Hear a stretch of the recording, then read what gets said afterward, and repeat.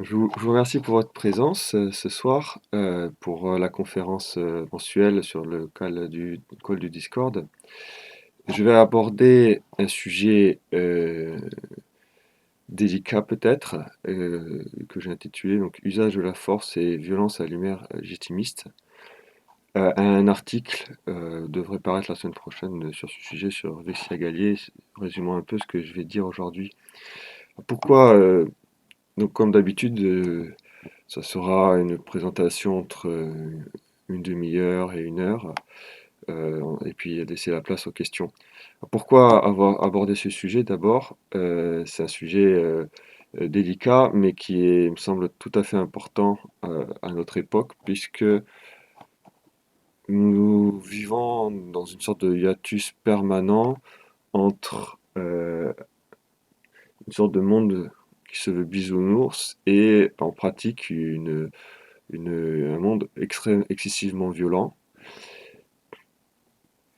ajouté au fait que l'on nous a, une certaine génération, la nôtre, enfin la mienne, moi j'ai 33 ans, mais je pense que c'est un peu pareil pour celle d'avant, au moins jusqu'à ceux qui sont nés après 68.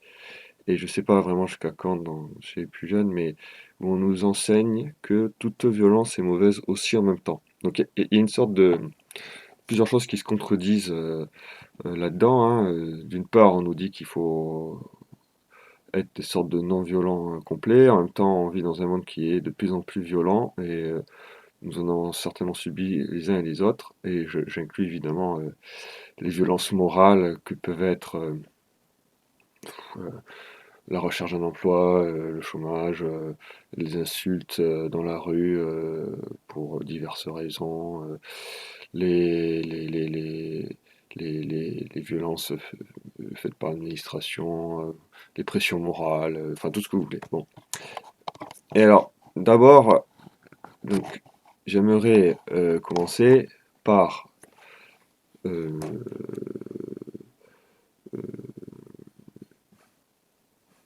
présenter d'abord qu'est-ce qu'est-ce que c'est un peu que la violence, hein, donc, rappeler quelques principes.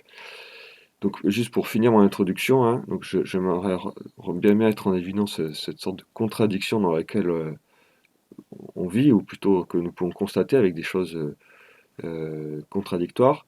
On est dans une part aujourd'hui, en 2023, en France, dans une France décadente. On voit tous les jours une violence qui devient démentielle, enfin terrible. Bon, il y a les assassinats mafieux quasiment tous les jours, avec des échanges de tirs, tout ce que vous voulez, pour les drogues, pour la drogue, pour d'autres choses.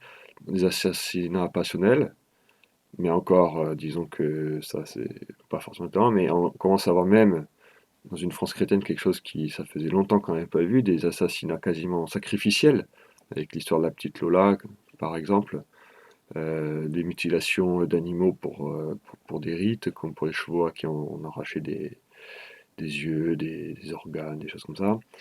Et puis donc pour des pratiques ésotériques ou magiques ou ce genre de choses. Donc des formes de violence qui deviennent rituelles et qu'on revoit émerger ça et de façon assez symptomatique.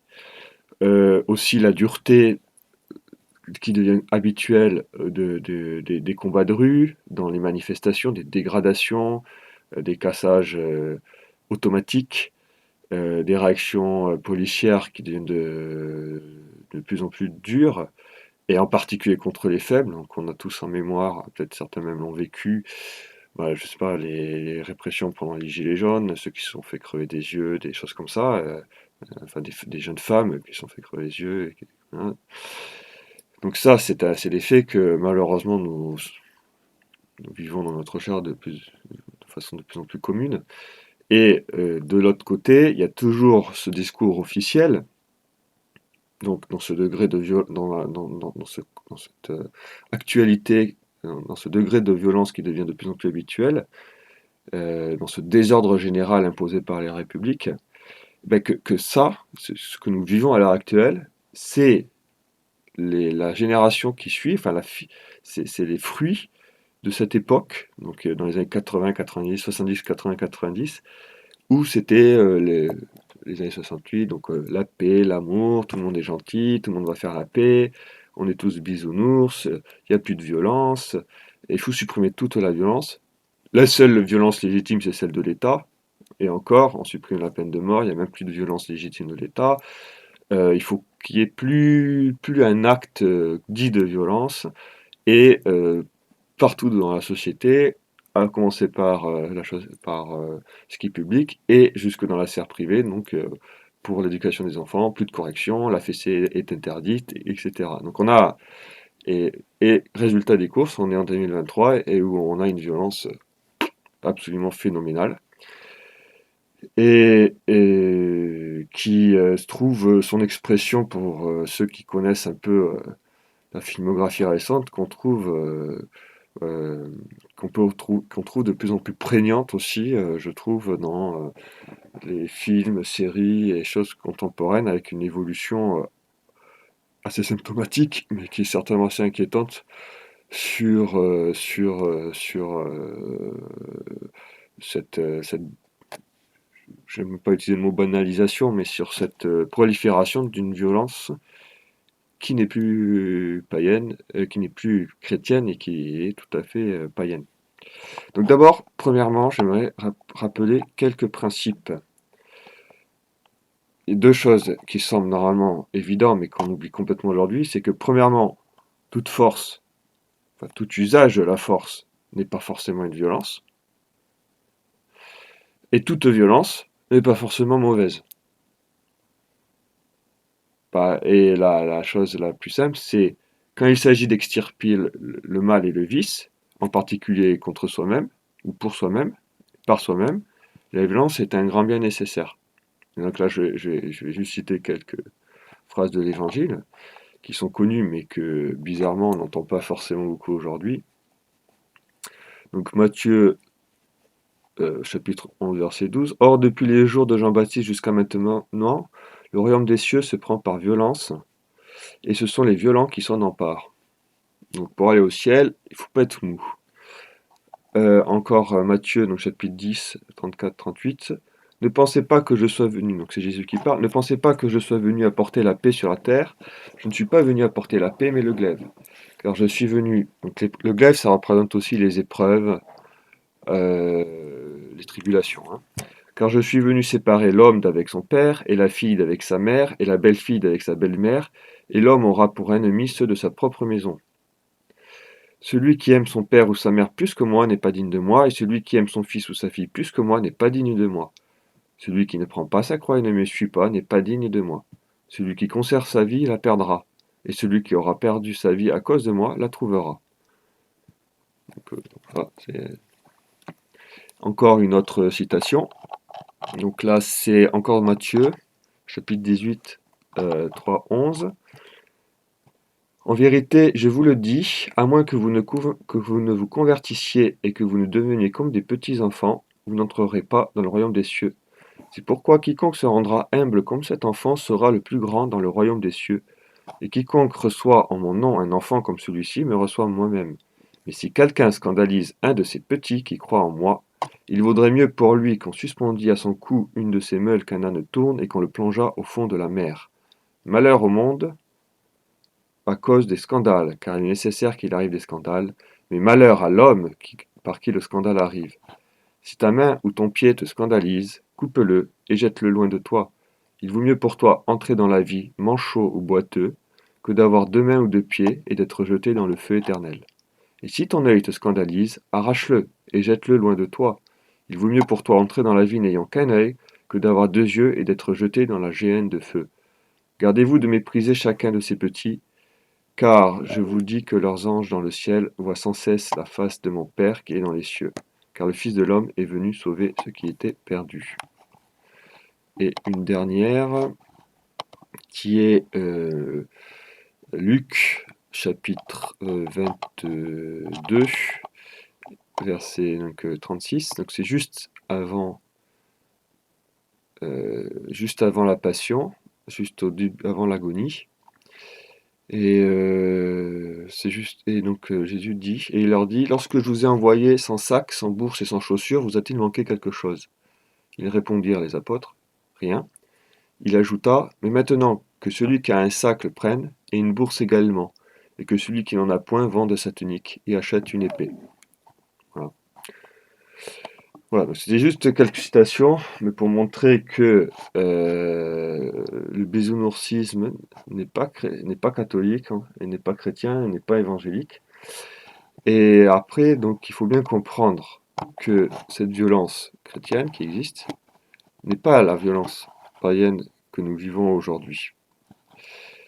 Et que la violence chrétienne est une sorte de violence d'enfant, donc toute simple, et qui est là pour protéger le faible et le petit, pour nous attacher au ciel et pour supprimer notre orgueil. Donc c'est une violence christianisée contre l'orgueil. Et c'est ça la différence entre une bonne violence et une mauvaise violence.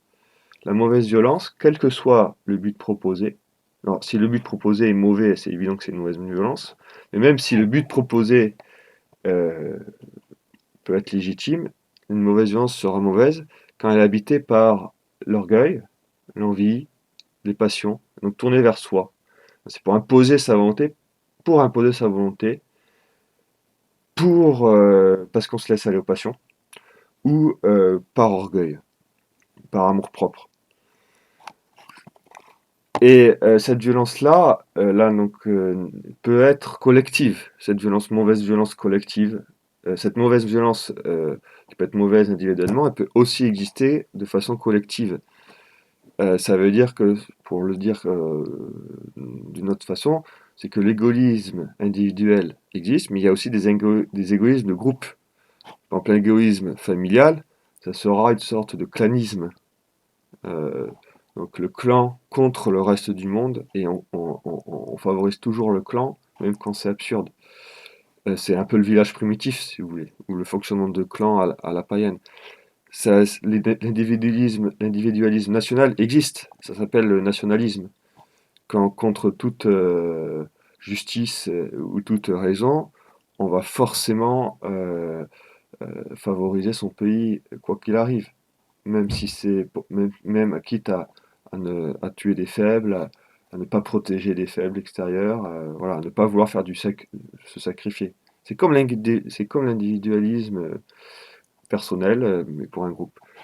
On peut aussi avoir tout ce qu'on veut, l'égoïsme j'ai- que j'ai appelé de la vanité. C'est-à-dire des choses qui a priori peuvent sembler légitimes ou pas forcément mauvaises, comme réussir, faire carrière, avoir des honneurs, voire se sacrifier, tout simplement, mais tout ça, pour sacrifier pour une cause supérieure, mais en fait pour se donner bonne conscience, pour se faire plaisir, pour devenir un héros, pour se faire mousser, tout genre de choses. Bon. Donc tout ça, c'est clairement de la mauvaise violence, mais qu'est-ce que c'est que la bonne violence? C'est un peu ce qu'on a pu lire là dans les évangiles, c'est que c'est tout simplement imiter Jésus-Christ et se disposer comme étant l'instrument de Jésus-Christ et être instrument de justice et de charité. Et donc, c'est là où ça devient intéressant, c'est que cette violence peut être violente, mais elle est toujours douce, tranquille et, euh, j'allais dire, charitable, mais et aussi chaleureuse. Parce que cette violence-là, ça ne sera jamais, par définition, ça sera jamais une véritable violence morale. Là, je fais juste un petit crochet, c'est que vous aurez remarqué que moi, j'étais assez horrifié de ça, c'est que dans la société où on est, enfin, disons que la norme sociale va dire que toute violence physique est mauvaise. Donc, une fessée, vous êtes un criminel. Enfin, une fessée à un enfant qui fait une bêtise, une fessée bien donnée dans la charité, vous êtes un criminel quand même. En revanche, faire pression morale sur quelqu'un, comme on voit dans tout la filmographie, ce genre de choses, des choses récentes, où on peut pas avoir vraiment une scène de torture, mais en revanche, une torture psychologique, il n'y a pas de souci. Si tu parles pas, je tue toute ta famille. Là, ça pose pas de problème. Euh, ouais, mais pourtant, la violence morale est bien pire que la violence physique. Parce que la violence physique, il n'y a que son corps qui est en jeu, mais quand on fait la violence morale, on met en jeu des choses beaucoup plus profondes. Si on menace notre famille, si on menace ces choses, voilà, c'est bon. Euh, et donc la violence chrétienne, c'est celle que l'on trouve, donc bon, c'est quand Jésus-Christ va renverser les tables, mais c'est celle qu'on trouve par exemple dans Camillo, enfin cette sainte colère, cette violence sympathique, qui préfère donner une bonne rouste à un moment donné, ou avoir un côté un peu viril, pour protéger le faible. Une fille qui se fait agresser, une jeune fille qui se fait agresser dans la rue, protéger un enfant contre quelqu'un de mauvais. Euh, voilà, une légitime défense ça peut être musclé, voilà. Comme là, il y a eu récemment là, je sais plus s'il était scout ou militaire ou quoi, mais qui a protégé dans la rue d'une agression. Bah, il y a personne qui a dit que son action violente qui a consisté à protéger la personne qui se faisait agresser était mauvaise. En fait, c'est complètement du bon sens, hein. Euh, voilà, pour prendre une image, c'est un peu que la bonne violence est censée faire réveiller la personne. Alors, elle est là pour protéger le faible, et elle est aussi là pour celui qui va agresser de façon illégitime, pour le réveiller et le ramener sur la voie qui mène au paradis quelque part. Donc celui qui la bonne violence, c'est un peu le seau d'eau froid envoyé sur le paresseux spirituel entêté, si on peut prendre cette image. Bah, le truc, c'est qu'il faut bien qu'il y ait quelqu'un qui balance le seau d'eau froide. C'est pas tout seul. Euh, Après, j'aurais même pas avoir besoin de le préciser, mais dans le monde où on est, il faut le préciser parce que c'est pas forcément clair. C'est que tout ce qui est euh, le simple usage de la force pour faire des activités qui sont nécessaires, naturelles et légitimes, c'est pas de la violence. Je m'explique. Éviscérer un poisson, abattre un animal pour le manger, ou le dépecer, chasser du gibier, ne sont pas des violences. Hein, faut bien le préciser. Ça rentre pas on ne viole pas la liberté de quelqu'un, l'animal n'est pas libre, et on le fait pour des choses qui nous sont nécessaires. C'est des violences purement naturelles, qui sont dans l'ordre des choses et qui sont moralement neutres. Et donc ça, c'est une grande c'est pas ce qu'on nous vend aujourd'hui, hein. Ce qu'on nous vend aujourd'hui, côté écologique et tout ça, c'est que toucher un poil d'un animal, c'est pire que tuer un bébé dans le ventre d'une mère parce qu'on le voit pas, quoi, hein. Euh, et on trouve dans dans la tradition, toi, des violences comme ça, enfin, je veux dire, oui, c'est ça, un usage de la force qui peut être violente ou pas, mais qui était même instructive. Donc bon, on a la chose classique de la correction des enfants pour la vertu morale. Ne pas corriger un enfant qui fait une bêtise est un manque de charité. Quand on voit son propre enfant faire un gros péché, mentir ou quoi que ce soit, ou faire quelque chose de mal à son frère, à sa sœur ou à quelqu'un, et qu'on le laisse faire et qu'on ne le corrige pas, euh, en fait, c'est horrible. Après, apprendre à se battre bah, avec des règles, avec des choses qui sont canalisées, comme dans les arts martiaux, ce genre de choses, ça aussi, c'est pas mauvais. Et voire même, on peut dire que c'est tout ce qui va dans un peu les bagarres réglées, voire même les épreuves de force, voire même dans un certain sens les sports comme le rugby ou ce genre de choses, où il y a du contact physique.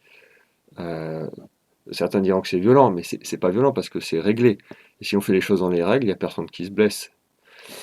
Et là, moi, c'était un peu le déclenchement de cette conférence, c'est que à force de lire, enfin de vivre ce qu'on vit aujourd'hui, de savoir ce qui s'était passé dans les années 70, 80, 90 et ce qui s'était passé juste avant, qu'il y avait vraiment une rupture par rapport à cette vision de la violence qui quand même a, euh, euh, a été tout à fait déterminant dans l'histoire récente sur la psychologie des gens. Donc je m'explique. Si on prend les années 50-60, Donc si vous lisez les mémoires d'un Jean-Marie Le Pen, si vous entendez des conférences de Bernard Lugan ou des livres de Patrick Buisson, quel que soit ce qu'on pense d'eux, c'est que à leur époque, la relation à la violence n'avait absolument rien à voir avec la nôtre. Il existait une sorte de la bagarre de rue qui ne dépassait pas les bornes, même si elle pouvait être musclée, n'était pas forcément violente.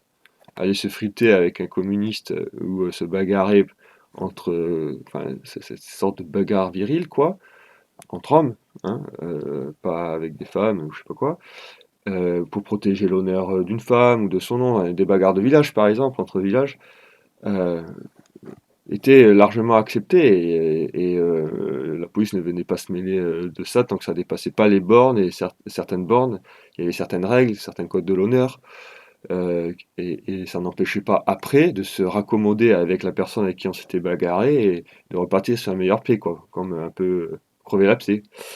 Ça n'existe plus aujourd'hui. C'est pour ça que la violence devient d'autant plus insupportable et un système, c'est que dès qu'il y a et c'est pas rien en fait ce genre de choses, c'est dès qu'il y a une petite violence qui se met en place, comme c'est plus chrétien, qu'il n'y a plus de pardon, il n'y a plus possibilité de se raccommoder, et que toute violence devient une négation de celui qu'on a en face, et ça c'est païen, bah, toute violence devient une sorte de guerre totale, absolue, pour exterminer l'autre. Donc évidemment, la seule chose qui compte, ça devient le pas de vague. Euh, et ce qui est assez euh, fou là-dedans, c'est que, voilà, c'est ça, la violence avait des règles, un code de l'honneur. Et, euh, et par exemple, ça, on le voit très bien aujourd'hui, c'est-à-dire que, par exemple, dans les corridas, donc les combats de taureaux et des hommes qui étaient toujours acceptés dans les anciennes sociétés, aujourd'hui est dénoncé par un système. Donc ça devient scandaleux qu'un homme abatte un animal en public, en montrant qu'il est le maître de l'animal et surtout en l'aimant, parce que le taureau est un animal particulier qui, malgré le fait qu'il soit un herbivore, est un animal très violent. Mais ce qui est beau dans la corrida, c'est que justement cette violence est canalisée, ça devient quasiment une danse entre l'homme et l'animal, peu importe.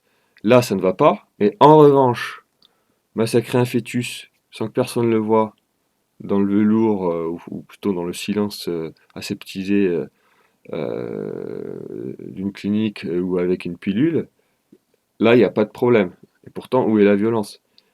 Tuer, enfin, euthanasier, comme ils disent maintenant, mais tuer le vieux croulant ou le trisomique dans la viande, dans le ventre, parce que sa vie ne vaut pas la peine d'être vécue, alors là aussi, tout va bien. Mais pourtant, qu'est-ce qui est violent là-dedans? Bon. Et donc je continue par une petite anecdote que je me souviens quand j'étais jeune. Alors moi j'étais la génération où je sais pas, il y avait un peu Dragon Ball Z, tout ça à la télé. C'est très ennuyeux comme anecdote, mais je le dis juste parce que c'est quand même intéressant. C'est quand je me souviens qu'on me disait que c'était hyper violent ces choses-là. Et, moi quand j'étais enfant je trouvais pas spécialement. Et puis mais beaucoup plus tard j'ai compris en fait, c'est qu'ils se battent là-dedans mais que c'est effectivement une violence réglée avec des règles. Premièrement, ils se tuent rarement. Deuxièmement, c'est entre guerriers pour protéger les faibles. Et quand il y a des morts, en général, c'est des monstres ou des bêtes ou des choses comme ça. Bref, il y a une certaine idée de la chevalerie naturelle, ce qui fait que même si se tape dessus, c'est moralement pas si violent que ça. Mais pour la génération précédente, juste le fait de se taper dessus semblait hyper violent. Mais en revanche, quelque chose où il n'y aurait pas de gens qui se tapent dessus, mais avec une violence morale pas possible, là c'est bon, ça on peut le regarder. Et pour reprendre l'anecdote, enfin une autre anecdote qui montre la même chose, mais sous un autre angle de vue, c'est que je me souviens que j'ai mis beaucoup de temps, quand j'étais plus jeune, à visionner le film de Mel Gibson, La Passion du Christ, parce qu'on m'avait dit que c'était d'une violence inimaginable.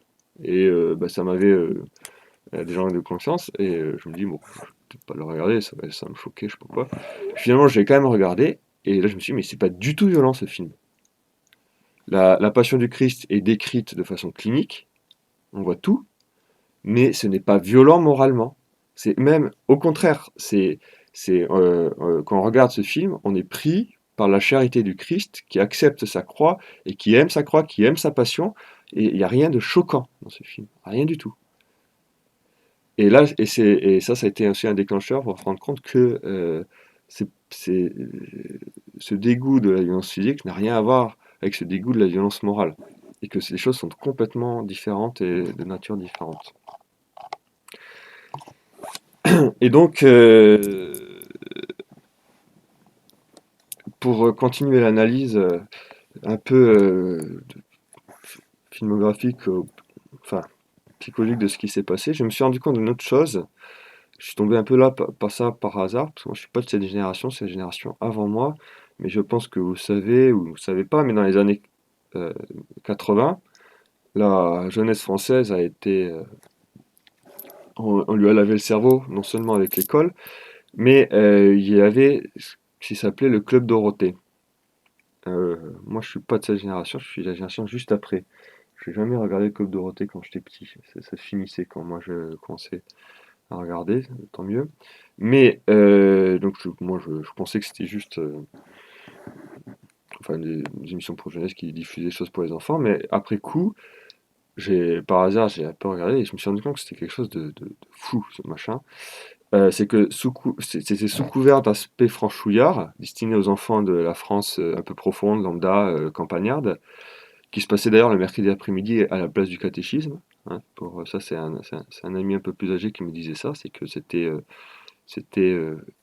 le catéchisme était le mercredi, mais en fait, il y avait le club de rotin en même temps pour faire concurrence. Euh, que de façon habile, je dis pas que c'est bien fait, ça, mais on dissout là-dedans toute virilité, tout courage, toute force, toute vertu de force chez les enfants. Donc sous couvert de mélodies, enfin, de mélodies qui tiennent la route, on fait passer des idées dont aujourd'hui on- on- on est victime, mais que tout le monde est copain, même si on se connaît pas, tout le monde est ami, genre le Facebook avant l'heure, quoi. Alors que par définition, l'amitié ne se partage qu'avec peu de personnes, et après il y a la charité, mais on n'est pas tous copains, enfin il suffit d'avoir un peu vécu pour le savoir. L'encouragement licencieux, donc avoir des aventures, donc voilà, appel au péché pas très bien, avec des filles qui, enfin, ça se voit qu'à cette époque-là, les gens étaient encore élevés à peu près chrétiennement, donc c'était pour rendre appréciable ce genre d'aventure chez les gens à qui on disait que c'était pas bien d'avoir des aventures. Et puis un groupe de franchouillards qui se veut viril, qui s'appelait les musclés, mais qui en fait, sous couvert de passer bien comme ça, font passer des choses qui sont écologiques, genre il faut sauver la planète, les animaux, il faut faire des amourettes, tout ça. Enfin, bref, c'est très malsain quand on réfléchit, et quand on le regarde de l'extérieur, c'est doublement malsain parce que on a des adultes mûrs qui sont devant des groupes d'enfants et qui chantent des chansons sur des mélodies qui sont simples, mais qui sont pas encore, comme aujourd'hui, juste des bruits. Enfin, c'est vraiment du lavage du cerveau. Ce qui m'est incompréhensible, c'est comment, à l'époque, les parents pouvaient accepter de laisser leurs enfants devant ça, ou voire de les envoyer dans ces émissions, parce que c'est quelque chose de terrible.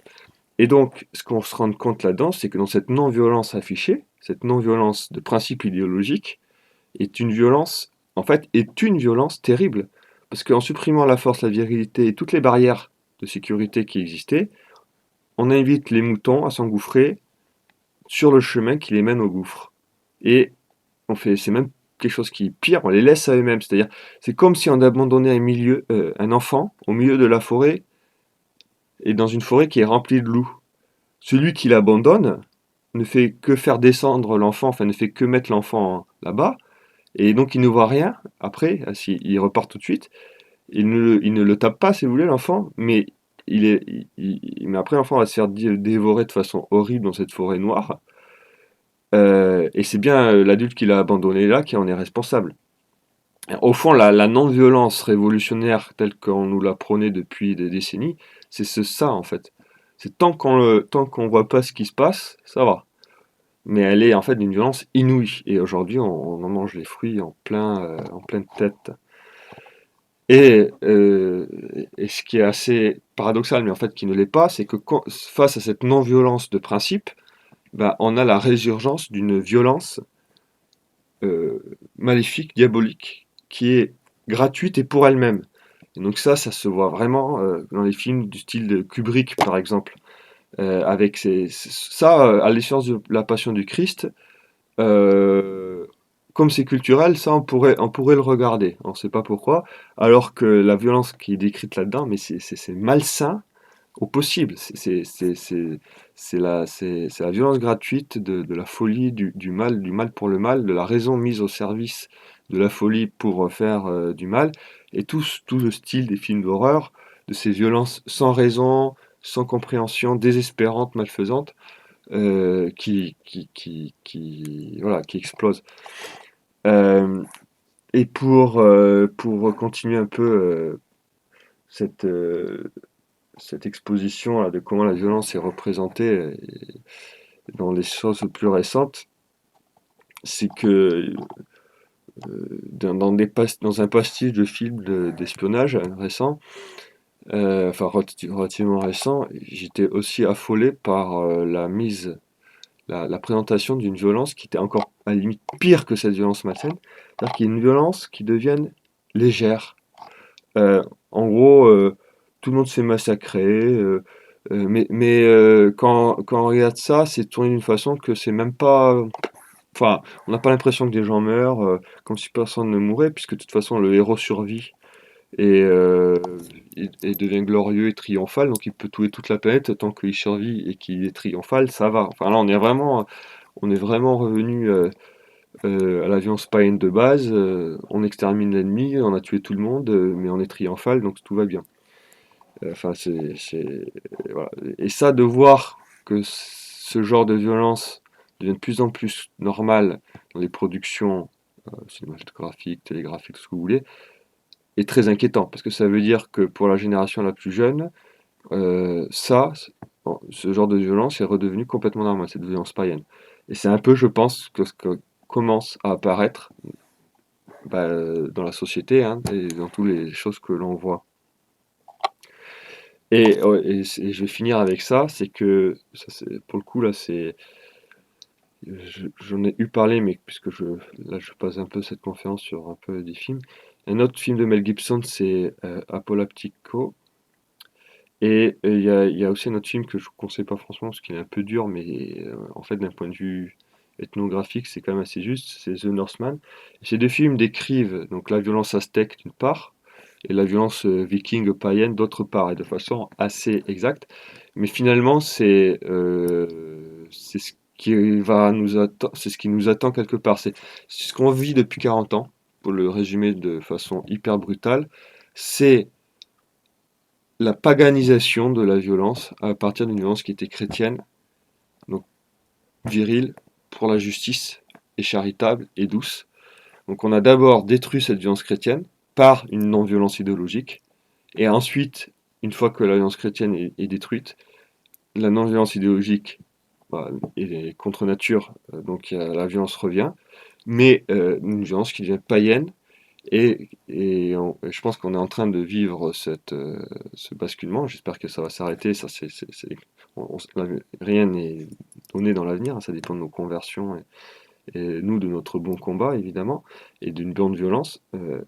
Mais si les choses ne sont pas arrêtées, on va revenir à une violence ritualisée, style sacrifice humain, bouc émissaire, etc., qui est à mieux dans une société complètement désordonnée où tout le monde se massacre les uns les autres quelque part.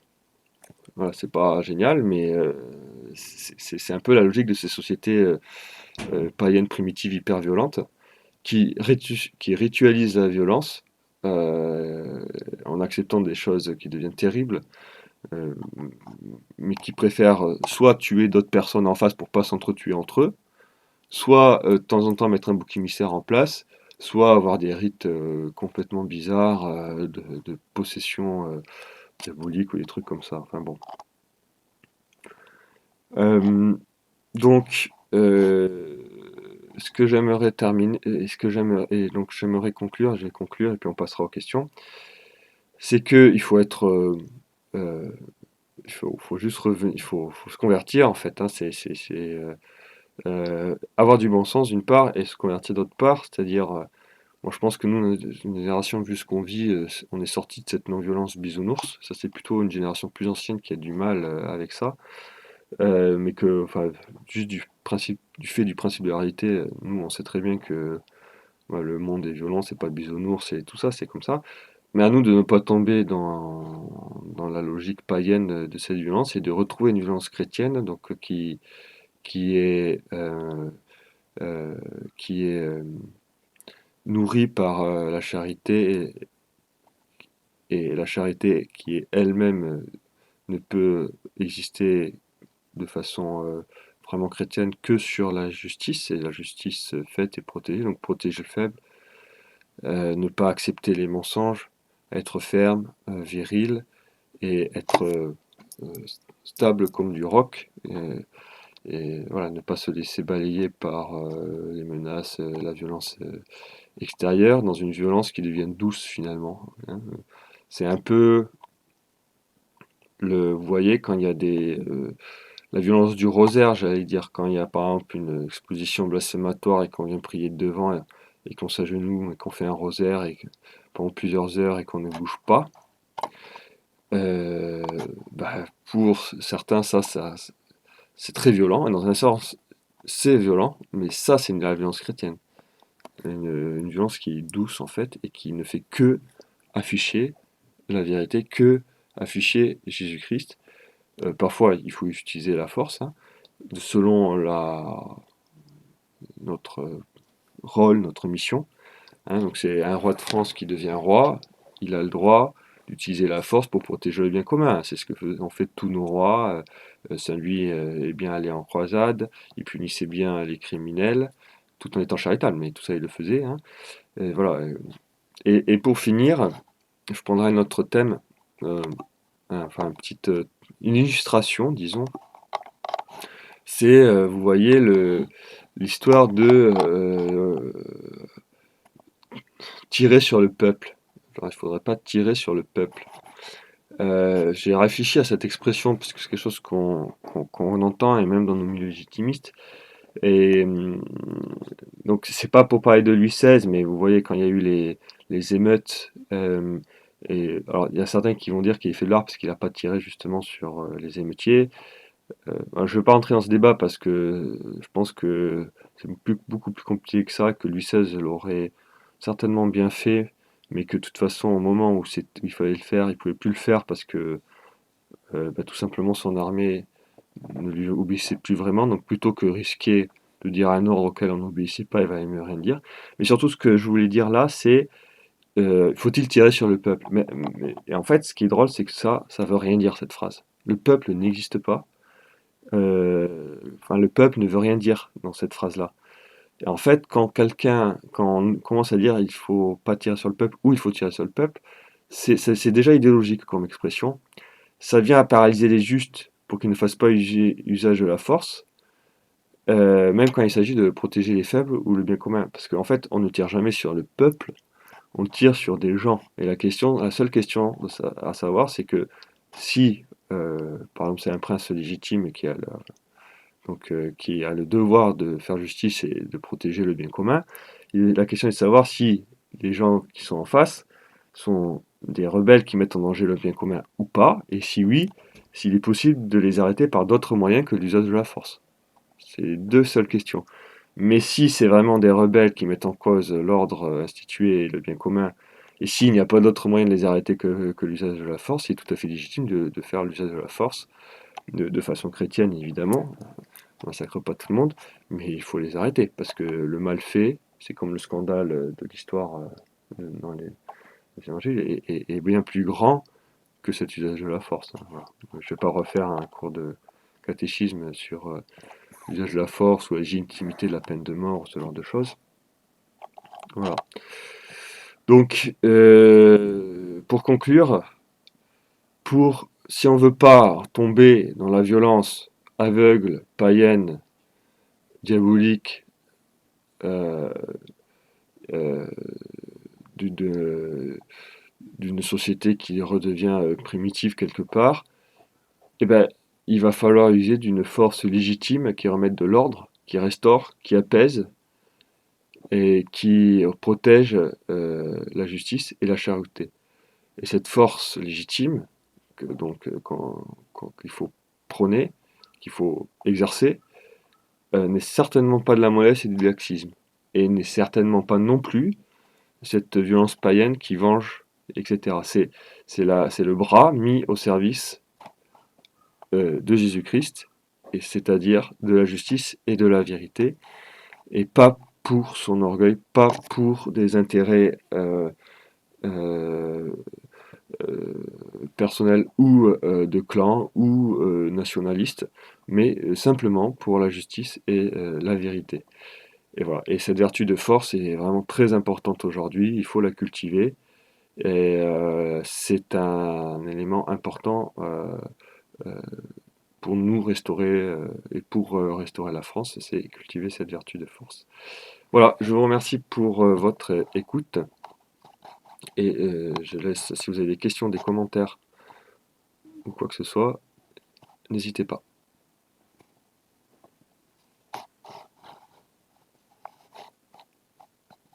Je vous en prie.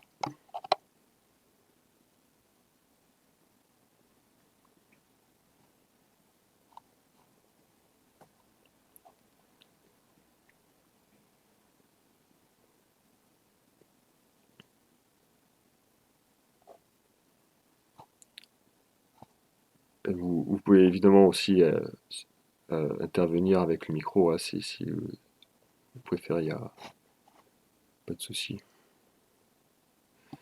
Alors oui, pour la peine de mort, tout simplement, hein, c'est pas compliqué. Disons que c'est la doctrine catholique. Alors, faut bien comprendre que l'idée, c'est l'exemple qui est pris toujours, c'est que c'est exactement la phrase de l'évangile qu'on a vue. Si votre œil vous fait mourir, ou si votre jambe vous empêche de marcher vers le ciel, il vaut mieux que vous vous amputiez votre jambe et rentrez boiteux au ciel plutôt que mourir. Il vaut mieux que vous rentriez borne au ciel plutôt que de mourir. C'est cette idée-là. Donc le corps social, c'est là même. Il y a quelque chose qui est similaire, c'est un corps. Et si une partie du corps est en train de tuer le tout, même si c'est toujours regrettable de s'amputer d'une partie de son corps, il vaut mieux amputer la partie de son corps que de tuer le corps entier. Donc ça, c'est la peine de mort en civil, et c'est l'excommunication au droit canonique. La peine de mort au droit canonique, c'est au fond l'excommunication qui était très peu. La peine de mort d'ailleurs, comme l'excommunication, au Moyen-Âge, était en fait très peu appliquée. Hein. Faut- Mais elle était appliquée de temps en temps, et surtout elle était légitime, et personne ne la remettait en cause. Et donc l'argument principal, c'est ça, c'est-à-dire que c'est pour protéger le bien commun, et pour un meilleur bien, le bien du tout est plus grand que le bien de la partie. Et voilà. Et la deuxième chose au monde chrétien qu'il faut préciser, c'est que évidemment la mort physique est moins pire que la mort euh, euh, morale, la mort du péché, la mort de l'enfer. Et donc la peine de mort pouvait aussi avoir une vertu médicinale, et on le voit par exemple très bien avec l'histoire de Gilles de Rais, qui est un pédocriminel absolument affreux, très puissant, mais qui s'est fait quand même arrêter malgré le fait qu'il était très puissant, qui a eu été pendant la guerre contre les Anglais, un maréchal aux côtés de Jeanne d'Arc, donc qui était vraiment puissant. Hein. Donc aujourd'hui, ça serait quelqu'un du style ministre, du style je sais pas qui, qu'on ne voit jamais. Bon, mais il s'est fait attraper, il s'est fait juger doublement par des tribunaux ecclésiastiques et par des tribunaux civils, condamné à mort. Et ce qui est beau là-dedans, c'est que Marion Sigaud en parle très bien. Je vous invite à regarder ces choses, ce qu'elle écrit ou ce qu'elle dit sur ça.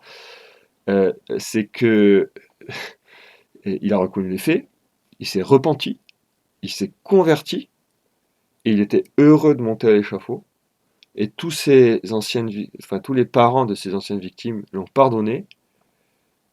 on pleurait et on priait pour lui, et ça s'est fini de façon très heureuse par sa mort sur l'échafaud. Il était très heureux de le subir parce que grâce à ça, il s'était converti, réconcilié, et il a pu aller au ciel a priori, quoi. Voilà. Ah, évidemment, la peine de mort dans notre monde actuel, moi, je pense que c'est la position légitime, je suis pas pour. Parce que clairement, si demain la peine de mort est rétablie dans la France républicaine, premièrement, elle serait utilisée contre nous, des gens de notre style, donc voilà. Il n'y a plus de perspective chrétienne. C'est ce que dit Albert Camus dans son opuscule. À l'époque, il y avait encore la peine de mort, et quand il se bat contre la peine de mort, il souligne ce fait-là, c'est très intéressant. Il souligne que la peine de mort dans notre monde contemporain devient un certain scandale parce que justement, on a supprimé la vision chrétienne. Donc, comme il n'y a plus de vision chrétienne, c'est la seule chose qui compte, c'est notre vie matérielle et humaine. Donc, toute mort devient scandaleuse. Donc, la peine de mort devient scandaleuse, comme si la mort du corps était pire que la mort de l'âme, ce qui est un inversement complètement de toute notre histoire chrétienne. Parce qu'on a toujours dit le contraire, c'est que la mort de l'âme est bien pire que la mort du corps. Et les martyrs le prouvent, et Jésus-Christ le prouve. Voilà. Les arguments principaux pour la peine de mort, vous prenez un catéchisme traditionnel de l'Église catholique, et c'est une prérogative légitime du prince qui a le devoir de justice et qui est justicier, voilà. Mais donc, ce qui est important là-dedans, c'est que ça désactive la vengeance personnelle, qui n'est pas du tout chrétienne, et l'économie de vengeance qui existe dans les sociétés païennes et qu'on trouve, par exemple, dans notre histoire, dans les débuts, sous les époques mérovingiennes, avec ces vengeances qui sont codées, et donc plus ou moins dans toutes les cultures où il y a des codes qui donc essaient d'encadrer quand même un peu cette vendetta ou cette vengeance, euh, mais qui est une usurpation finalement de ce devoir de justice où on veut faire justice à la place de Dieu. Voilà.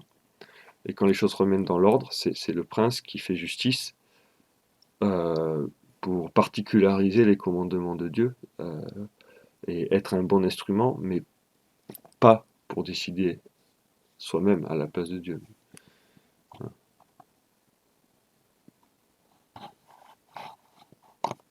Oui, oui, tout à fait. Euh,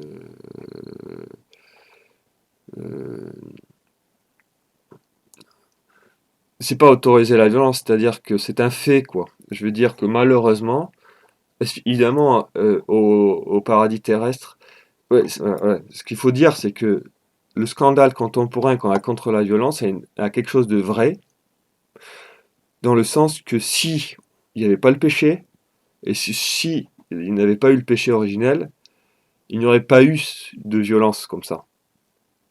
Donc c'est une conséquence du péché. C'est comme pour la guerre, si vous voulez.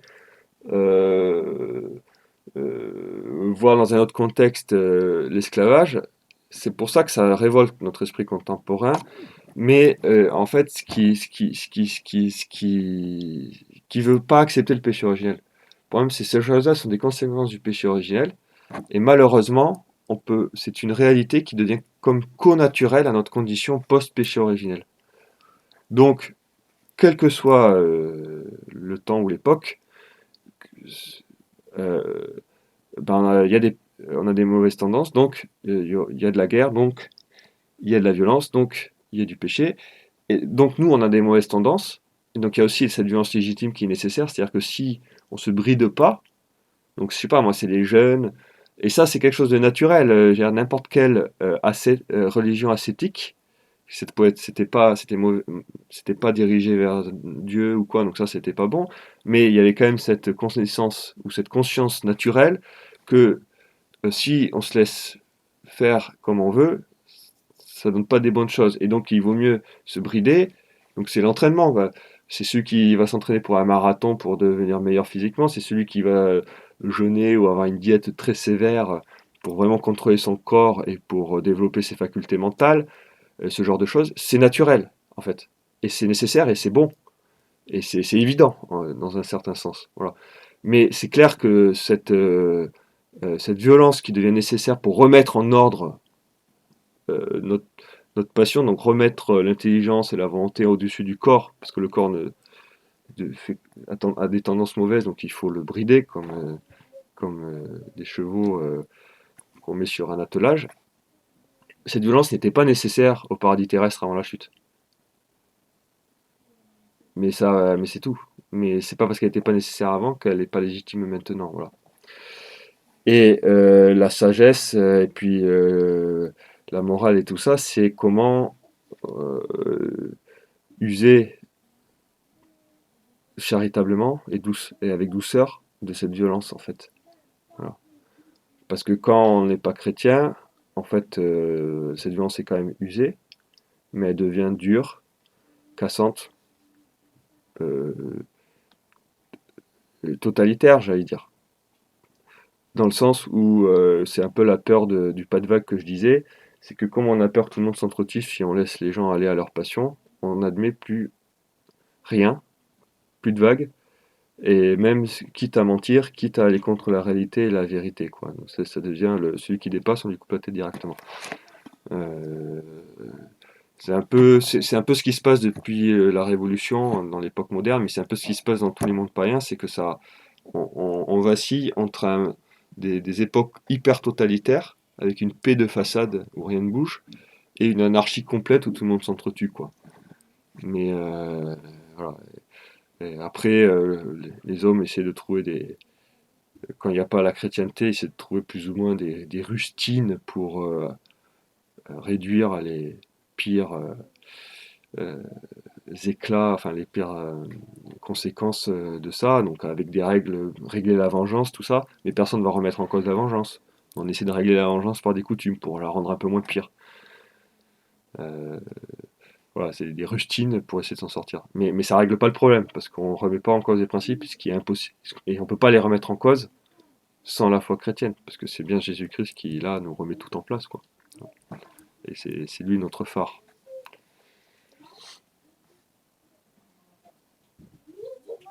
D'autres questions, des commentaires, ou des questions, ou n'importe.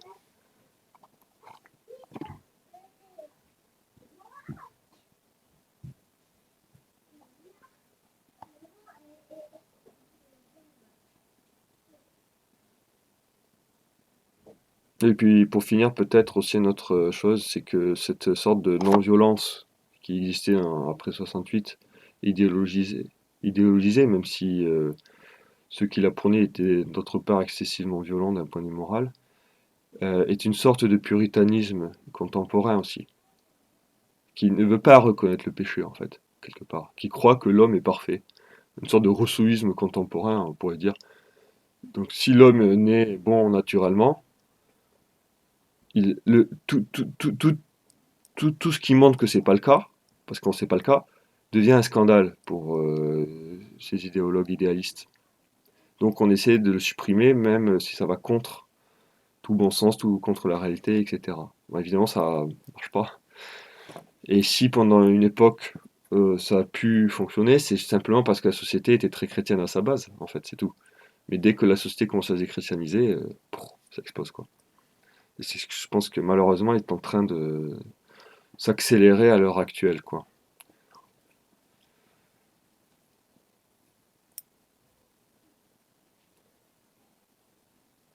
Voilà. Est-ce que vous avez d'autres questions?